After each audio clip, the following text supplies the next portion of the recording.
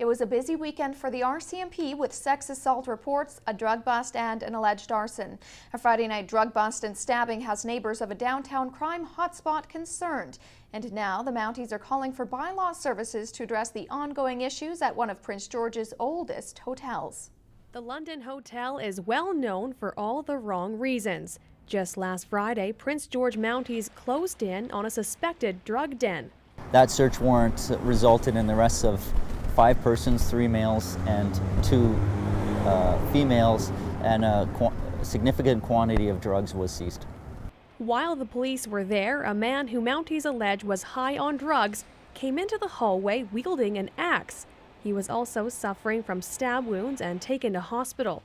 All that action isn't unique for the London Hotel.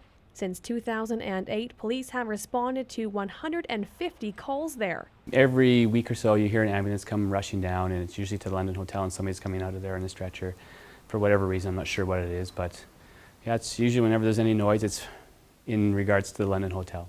David Lee, who owns nearby Psychologic, has spent the last 9 years sharing a block with the hotel, and he's had enough. I think shutting it down is an absolute necessity.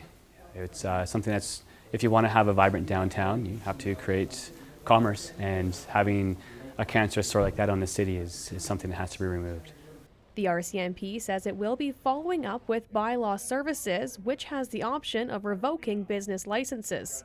It can be a variety of things. Obviously, criminal activity is going to fall within that, but we don't look at the criminal side of it. Is it a drain of resources? In this case, if you have an exorbitant amount of sort of city resources being drained or taken by a particular business or a particular property, that's a concern. You have to then look at how is that relative to other businesses. For neighbors, it's a nuisance, but for Christopher LeBlanc, it's home. It hasn't been easy living here the past few months. I've been piped twice, the arm broken, in the face, stabbed in the face, all for nothing really.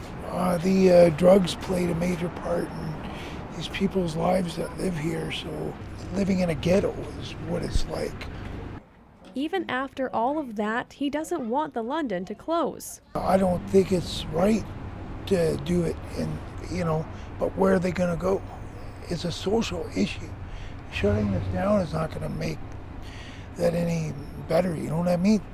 Police continue to investigate Friday night stabbing, and those arrested are facing a number of drug-related charges. Kelly Linehan, CKPG News.